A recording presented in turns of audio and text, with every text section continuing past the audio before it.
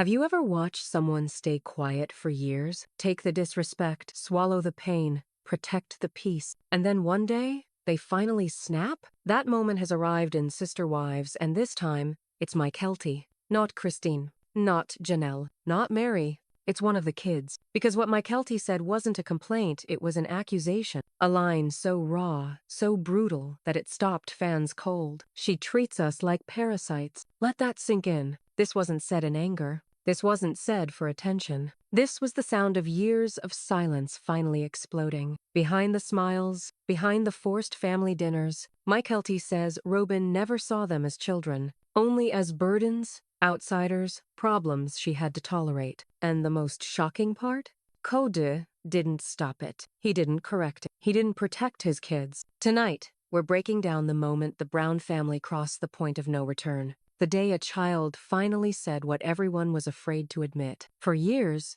Mykelti stayed quiet. Not because everything was fine, not because she didn't notice what was happening, but because, in that family, silence felt safer than honesty. Silence meant survival. From the outside, things still looked functional. Family gatherings, group conversations, shared dinners. But Mykelti felt it long before viewers did that subtle shift in the room that didn't need words. The moment Robyn entered, the air changed. Not with shouting, not with arguments, with something colder. Distance. It wasn't hostility you could point at. It was the absence of warmth, the kind that makes you question whether you belong without anyone ever saying you don't. At family dinners, Mykelti noticed how conversations flowed differently. Which kids were asked follow-up questions, which kids were listened to, which kids were smiled at, and which ones were simply acknowledged. That difference sticks with you. She learned early that speaking up came with consequences. If she asked for too much attention, she was dramatic. If she needed reassurance, she was sensitive. If she questioned unfairness, she was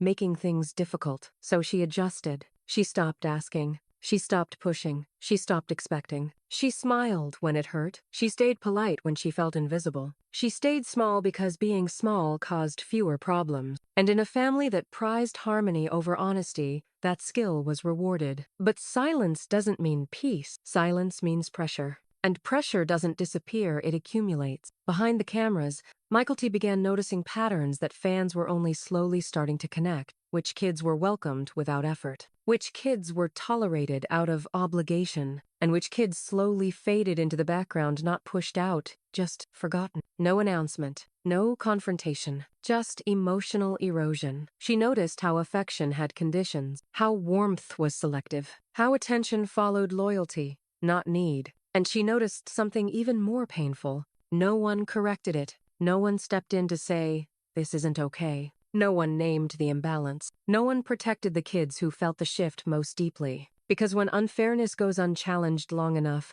it stops looking like a mistake and starts feeling like policy. Mykelti didn't explode back then. She internalized it. She told herself maybe she was overthinking. Maybe this was just how families changed. Maybe she needed to try harder. That's what children do when adults fail them. They blame themselves. She learned how to read the room before speaking, how to measure her words, how to sense when her presence felt inconvenient. And every time she chose silence over honesty, something inside her tightened. Because survival came at a cost. In that family, survival meant learning when not to speak, when to step back, when to disappear just enough to avoid conflict. But disappearing doesn't heal pain. It buries it. And buried pain doesn't vanish, it waits. Years passed like that. Moments added up. Small slights layered on top of unspoken hurt. And while the adults debated loyalty and marriage and power, the kids learned a different lesson.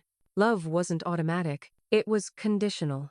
That realization changes you. It teaches you to guard your emotions, to lower expectations, to stop hoping someone will finally notice. And that's where Mykelti lived for a long time. Not angry, not loud, just quietly absorbing everything. But silence has a breaking point. Everyone does. And Mykelti was getting close, not because of one argument, not because of one bad day, but because years of emotional math were adding up, and the total was becoming impossible to ignore. What finally pushed Mykelti past the edge wasn't a single moment. It was the realization that staying silent was costing her more than speaking ever could. Robyn didn't have to say it out loud. There were no cruel speeches, no open rejection, no dramatic confrontations that cameras could easily catch.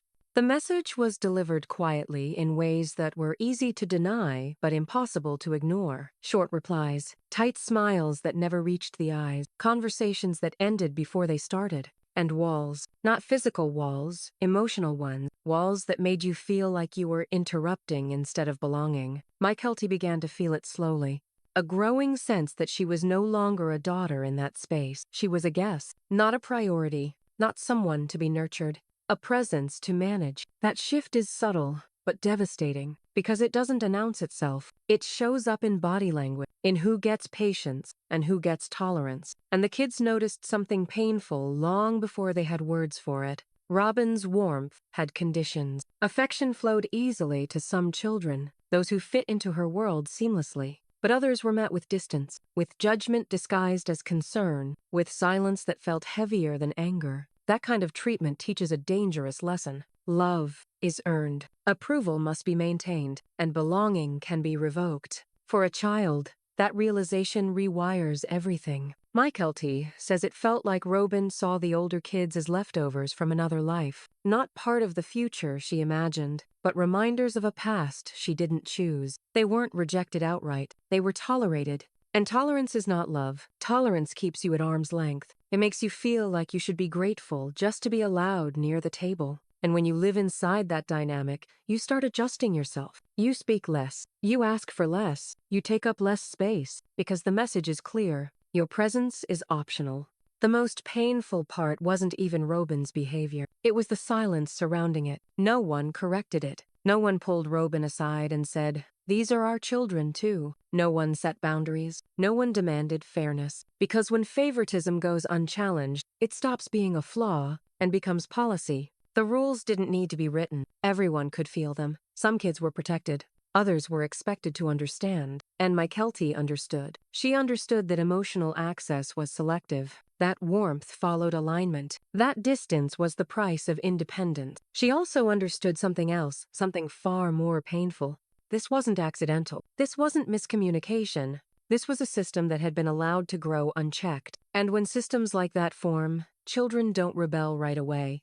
They retreat. They try harder. They hope someone will notice. They wait. Mykelti waited. She waited for fairness, for acknowledgement, for someone, anyone, to step in and say, "This isn't right." But no one did. Because in that family, maintaining peace mattered more than protecting feelings, and calling out favoritism meant threatening the structure holding everything together. So it stayed unspoken, and the divide grew wider. What started as emotional distance became emotional separation.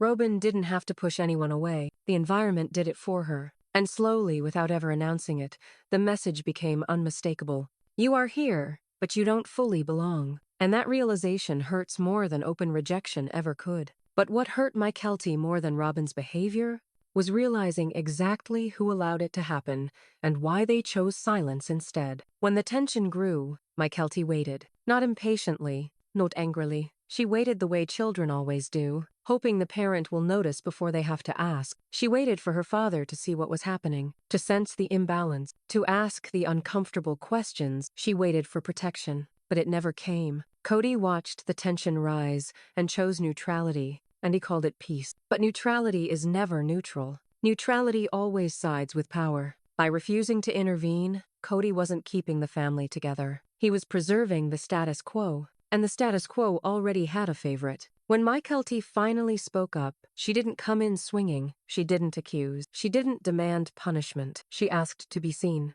That's the part people misunderstand. This wasn't a rebellion. It was a plea. A daughter saying, "Something hurts, please notice." And instead of stepping in, Kody stayed quiet. No correction. No defense, no reassurance, just silence. And that silence landed harder than any argument ever could. Because when a parent refuses to intervene, the message is unmistakable. You are on your own. That realization doesn't cause an explosion right away. It causes something worse. It causes emotional withdrawal. Mykelti felt something inside her shut down slowly, deliberately, not out of spite, out of self-preservation. Because if the person who is supposed to protect you won't speak up, you learn that protection has limits. And those limits don't include you. Kody framed his inaction as fairness, as balance, as not taking sides. But children don't experience neutrality as fairness. They experience it as abandonment. And in that moment, Mykelti realized something devastating. This wasn't about misunderstanding. This wasn't about miscommunication. It was about who mattered more. Every silence was a choice. Every non-response was a decision. And the decisions were consistent. Robyn's comfort came first. The children's pain came second, if it was acknowledged at all. Mykelti had spent years protecting the family image, protecting her father's role, protecting the idea that things were complicated, not cruel. But loyalty only works when it's mutual. And hers wasn't. That realization rewrites your history. Moments you once excused suddenly make sense. Patterns you ignored become undeniable. Silence stops feeling temporary and starts feeling intentional. Kody didn't yell. He didn't dismiss her outright. He did something more damaging. He let it happen. And by letting it happen, he taught his children a brutal lesson. Your pain is negotiable. From that point forward, Mykelti stopped waiting, stopped hoping the situation would correct itself, stopped believing someone else would step in. Because when authority refuses responsibility, the burden shifts downward, onto the children, onto the ones who have already been carrying too much. That's when Mykelti understood something that would change everything. If she wanted the truth acknowledged, she would have to say it herself. No buffer, no protection, no guarantee of support. And once that realization settles in, silence is no longer an option. Because silence stopped working a long time ago. The loyalty she once guarded so carefully, the patience she extended again and again, was never returned. And in its place grew something sharper, clarity. And when Mykelti finally spoke again, she didn't soften it. She used a word that stripped away all denial and changed the family forever. Mykelti didn't raise her voice. She didn't shout. She didn't lash out. She spoke calmly, and that calmness made the words devastating. She treats us like parasites. No insults layered on top. No exaggeration. Just a sentence delivered with the steadiness of someone who had already done the emotional math and reached a conclusion she could no longer avoid. Not children. Not family. Parasites. A word that doesn't just criticize behavior, it strips humanity. Because parasites are not loved. They are endured. They are tolerated until removed. And in that single word, Mykelti translated years of lived experience into language no one could misunderstand. This wasn't anger. This was years of silence finally exploding not outward, but upward, breaking through the last barrier of restraint. That sentence wasn't designed to shock. It wasn't thrown like a weapon. It was offered like a diagnosis, a naming of reality. To Mykelti, that word meant something very specific. It meant feeling tolerated, not loved, allowed to exist, not welcomed, seen as something draining, not deserving.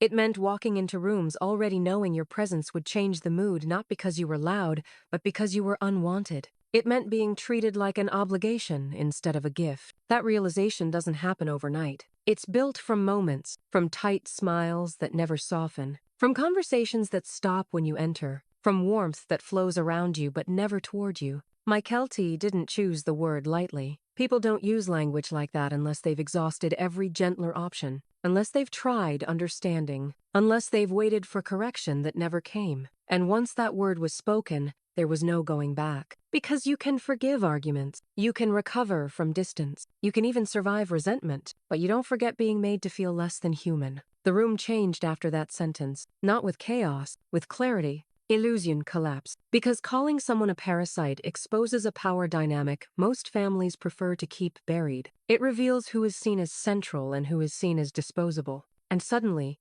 everything made sense. The coldness, the conditional affection, the silence from authority. It all aligned under that single, brutal truth. And here's the part that made it irreversible. No one corrected the word. No one said, "That's not true." No one offered a counter-narrative. Because sometimes silence confirms what words only suggest. In that moment, Mykelti wasn't just speaking for herself. She was giving voice to a feeling many of the kids had learned to carry quietly. The feeling of being managed, not embraced. Of being included in name, but excluded in practice. And once the truth is named, it can't be unheard. You can argue facts, you can debate intentions, but you cannot erase lived experience. That word parasites didn't fracture the family. It exposed the fracture that had been there all along. The emotional divide didn't begin with Mykelti's honesty. It began years earlier when fairness was sacrificed for comfort, and silence was chosen over accountability. What Mykelti did in that moment wasn't destructive, it was declarative. She declared that her pain was real, that her experience mattered, that she would no longer dilute the truth to make others comfortable. And that decision changed everything. Because once someone stops protecting the illusion, the system that relies on it begins to crumble. And after that moment, the family wasn't just shaken. It was fundamentally, permanently different. After Mykelti spoke the truth, something shifted. Not loudly, not with shouting or slammed doors, but permanently. The kind of change that doesn't announce itself, it simply settles in and never leaves. The kids stopped reaching. They stopped explaining their feelings, stopped justifying their reactions, stopped hoping someone would finally understand. Because hope requires energy. And they were tired. Tired of being patient. Tired of being reasonable. Tired of shrinking themselves to keep the peace. And when people stop reaching, it doesn't mean they've stopped caring. It means they've stopped believing. That shift is subtle but devastating. Robyn became isolated not because she was pushed out, but because emotional distance finally had consequences. Isolation wasn't punishment. It was protection. The kids learned that staying close came at a cost, and they chose to stop paying it. And Kody? He lost something no apology can repair, the trust of his children. Trust doesn't shatter all at once. It erodes quietly, decision by decision, silence by silence. Every time Kody chose comfort over confrontation, every time he avoided accountability, every time he let imbalance stand, another layer of trust fell away. And once it's gone, no explanation can bring it back. This wasn't a family argument. Arguments can be resolved. This was an emotional divorce. A severing that happens not with paperwork, but with acceptance. Acceptance that things will never be what they were promised to be. Because Mykelti didn't just speak for herself. She spoke for years of unheard pain. For moments swallowed to protect the family image. For feelings minimized in the name of harmony. Her words didn't create chaos. They ended denial. She didn't choose conflict. She chose honesty. And honesty ended the illusion that everyone was being treated fairly. She didn't break the family. She revealed what was already broken. And that revelation forced everyone to face a truth they'd been avoiding. You cannot build unity on silence. You cannot demand loyalty without protection. And you cannot expect children to stay quiet forever. The aftermath wasn't dramatic. It was quiet. Phone calls went unanswered. Conversations became shorter. Emotional access narrowed, not out of spite, but out of self-respect. The kids didn't walk away loudly. They walked away internally. And that's the kind of departure no one notices until it's too late. By the time adults realized something was wrong, the children had already grieved what they never truly had. A father who intervened, a stepmother who embraced without conditions, a family where fairness didn't need to be negotiated. Mykelti didn't demand change. She accepted reality. And acceptance brought closure. Not comfort, but clarity. Clarity that love should not feel conditional. That belonging should not require silence. That speaking the truth, even when it costs you, is sometimes the only way to survive. This story isn't about blame. It's about consequence. About what happens when honesty is delayed too long and silence is mistaken for peace. Do you believe Mykelti went too far? Or was she the only one brave enough to say what needed to be said? Let me know your thoughts in the comments.